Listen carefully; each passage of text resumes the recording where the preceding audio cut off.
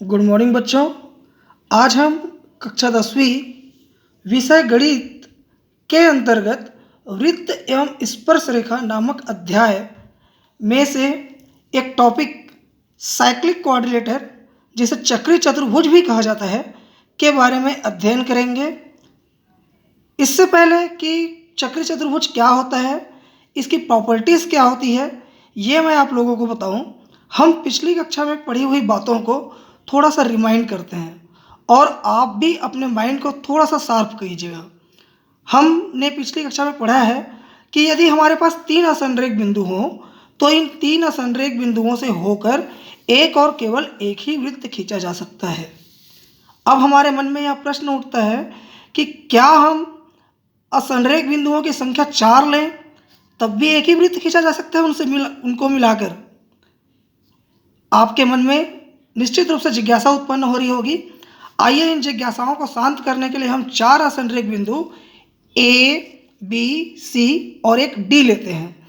इन 4 असंरेख बिंदुओं में से कोई 3 असंरेख बिंदु ए, बी, सी को लेकर एक वृत्त खींचने पर चौथे बिंदु डी की निम्न स्थितियां प्राप्त हो सकती हैं, जो इस प्रकार से प्रदर्शित है। पहली स्थिति में हम देखेंगे कि 4 असंरेख बिंदुओं में से चौथा असंरेख बिंदु डी वृत्त के बाएं भाग में स्थित है। स्थिति 2 में चौथा बिंदु डी वृत्त के अंतःभाग में स्थित है और स्थिति 3 में सभी असंरेख बिंदु वृत्त पर ही स्थित है। इनके अवलोकन से हम यह कह सकते हैं कि स्थिति 1 में बिंदु डी वृत्त के बाएं भाग में है, स्थिति 2 बिंदु डी वृत्त के अंतःभाग में है और स्थिति 3 सभी बिंदु ए बी सी डी वृत्त की परिधि पर है। उपरोक्त आकृति में बिंदु ए, बी, सी व डी को आपस में मिलाने पर एक चतुर्भुज का निर्माण होता है, एक चतुर्भुज प्राप्त होता है।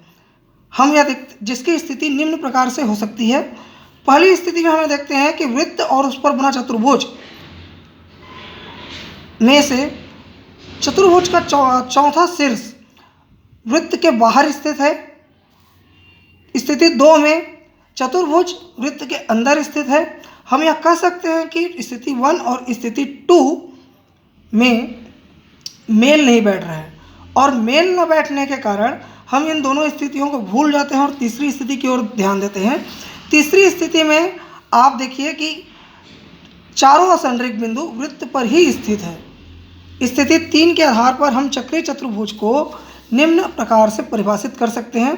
चक्रीय चतुर्भुज की परिभाषा कुछ इस प्रकार से है कि एक ऐसा चतुर्भुज जिसके सभी शीर्ष ए, बी, सी, डी एक ही वृत्त पर स्थित हो, चक्रीय चतुर्भुज कहलाता है। चक्रीय चतुर्भुज अर्थात एक ऐसा चतुर्भुज जिसके सभी शीर्ष वृत्त पर ही हो, उसे हम चक्रीय चतुर्भुज कहेंगे। चक्रीय चतुर्भुज टॉपिक के अंतर्गत एक प्रमेय नंबर 10, जो कि परीक्षा की दृष्टिकोण से बहुत ही इम्पोर्टेंट है। इसका कथन कुछ इस प्रकार से है कि चक्रीय चतुर्भुज के सम्मुख कोणों का योग 180 अंश होता है। इसका कथन दूसरे रूप में भी प्रचलित है, जो कभी कभी उस रूप में पूछा जाता है, चक्रीय चतुर्भुज के सम्मुख कोणों का योग संपूरक होता है। ये दोनों कथन एक ही प्रमेय को इंगित करते हैं, इसमें हमें कंफ्यूज नहीं होना है। और परीक्षा में चाहे ये कथन चाहे संपूरक वाला कथन पूछे, हमें इसमें कंफ्यूज ना होने के बजाय इसे स्टेप बाय स्टेप धीरे धीरे सॉल्व करना है। हम किसी भी थ्योरम को जब सॉल्व करते हैं तो सॉल्व करने के लिए 4 स्टेप में उसे सॉल्व करते हैं। पहले स्टेप में हमें क्या ज्ञात है, दूसरे स्टेप में क्या सिद्ध करना है और ज़रूरत पड़ने पर अगर उसमें हम रचना करते हैं तो रचना, और चौथे में उत्पत्ति को हम सॉल्व करते हैं। चलिए हम पहले पार्ट को लेकर चलते हैं। दिया है हमें चक्रीय चतुर्भुज ए बी सी डी दिया हुआ है। एक चक्रीय चतुर्भुज ए बी सी डी जिसका केंद्र ओ है, सिद्ध करना है। सम्मुख कोणों का योग 180 अंश होता है। कोण ए प्लस कोण सी बराबर 180 अंश, कोण बी प्लस कोण डी बराबर 180 अंश। सम्मुख कोण क्या होता है ये हम इस चित्र के माध्यम से समझते हैं। कोण ए का सामने का कोण होगा कोण सी, सम्मुख मतलब सामने, तो कोण ए का सम्मुख कोण कोण सी, कोण बी का सम्मुख कोण कोण डी। इसलिए हमने सिद्ध करना वाले पार्ट में लिखा है कि कोण ए प्लस कोण सी बराबर 180 अंश, कोण बी प्लस कोण डी बराबर 180 अंश। इस थ्योरम को प्रूव करने के लिए चित्र में आवश्यकता अनुसार थोड़ी सी रचना हम करते हैं। ओ को ए से मिलाते हैं, ओ को सी से मिलाते हैं। इसके पश्चात हम आते हैं उत्पत्ति पर, प्रूफ पर। इस थ्योरम को प्रूव करने के लिए हम पिछले कक्षा में पढ़ी हुई थ्योरम को आधार लेकर चलते हैं, जिसका कथन कुछ इस प्रकार से है कि वृत्त के किसी चाप द्वारा केंद्र पर अंतरित कोण शेष भाग में बने कोण का दुगुना होता है। मैं फिर से इस कथन को दोहराता हूँ। वृत्त के किसी चाप द्वारा केंद्र पर अंतरित कोण शेष भाग में बने कोण का दुगुना होता है। इस चित्र में आप देखिए कि हमें दो चाप दिखाई पड़ते हैं, एक चाप ए बी सी, दूसरा चाप सी डी ए। चाप ए बी सी द्वारा केंद्र पर अंतरित कोण x और इसके शेष भाग में बना कोण d। इस कथन के आधार पर हमें समीकरण प्राप्त होता है कि कोण x बराबर 2 कोण d। समीकरण 1। चाप सी डी ए के बारे में बात करें तो चाप सी डी ए के केंद्र पर बना कोण y है, कोण y, और इसके शेष भाग में बना कोण b है। तो इस कथन के आधार पर समीकरण होगा कोण y बराबर 2 कोण b, समीकरण 2। अब समीकरण 1 और समीकरण 2 को जब हम जोड़ते हैं तो लेफ्ट हैंड साइड के साथ जुड़ता है, राइट हैंड साइड के साथ जुड़ता है। कोण x प्लस कोण y बराबर 2 कोण d प्लस 2 कोण b। अब अगले स्टेप में हम 2 को कॉमन निकालते हैं और समीकरण कुछ इस प्रकार से होता है कि कोण x प्लस कोण y बराबर 2 कोष्टक के अंदर कोण d प्लस कोण b।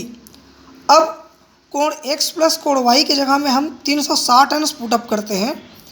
ये कहाँ से आया, आइए हम चित्र में देखते हैं। इस चित्र में देखने से हमें यह पता चलता है कि सेंटर O पे कोण x 180 अंश का माप बनाता है और कोण y भी 180 अंश का कोण बनाता है। अब अगर हम x और y को एक साथ लिखें तो देखिए कि यहाँ पर एक वृत्त का निर्माण होता है। इस वृत्त के निर्माण होने के कारण इसका माप जो होता है वो 360 अंश हो जाता है। इसलिए हमने यहाँ पर कोण x प्लस कोण y की जगह में 360 अंश रखा है। पक्षांतर करने पर 2 का कोष्टक के साथ गुणा है, 2 यहाँ आकर भाग में हो जाता है। कोण d प्लस कोण b बराबर 180 अंश। इसे इस रूप में भी लिख सकते हैं कि कोण b प्लस कोण d बराबर 180 अंश। ये समीकरण 3 हुआ। अब इस हमारा जो सिद्ध करना है उसमें का एक भाग हमने सिद्ध कर लिया। एक दूसरे भाग को सिद्ध करने के लिए हम लेकर चलते हैं जिसे हमने ऑलरेडी जानते हैं कि चतुर्भुज ए बी सी डी में चतुर्भुज के सभी कोणों का योग कोण ए प्लस कोण बी प्लस कोण सी प्लस कोण डी 360 अंश होता है। इसमें से कोण ए और कोण सी को हम अलग से लिखते हैं और एक कोष्टक में जो समीकरण 3 के रूप में है कोण बी प्लस कोण डी उसे एक कोष्टक में लिखते हैं। अब अगले स्टेप में कोण ए प्लस कोण सी और कोण बी और कोण डी जो कोष्टक में है उसकी वैल्यू हम समीकरण 3 से यहाँ पुटअप करते हैं। 180 अंश बराबर 360 अंश। पक्षांतर करने के पश्चात हमें समीकरण प्राप्त होता है कोण ए प्लस कोण सी। 180 अंश को उधर पक्षांतर करते हैं तो प्लस उधर जाकर माइनस हो जाता है। 360 अंश माइनस 180 अंश। हमें समीकरण प्राप्त होता है चौथे समीकरण के रूप में कोण ए प्लस कोण सी बराबर 180 अंश, समीकरण नंबर 4। समीकरण 3 और 4 के आधार पर हम यह कह सकते हैं कि हमें जो सिद्ध करना है कोण ए प्लस कोण सी बराबर 180 अंश और कोण बी प्लस कोण डी बराबर 180 अंश। ये प्रूव हुआ और हम जो कथन लेकर चल रहे थे उस कथन को हमने स्टेप बाय स्टेप सॉल्व करके पूरी तरीके से प्रूव्ड कर दिया। धन्यवाद।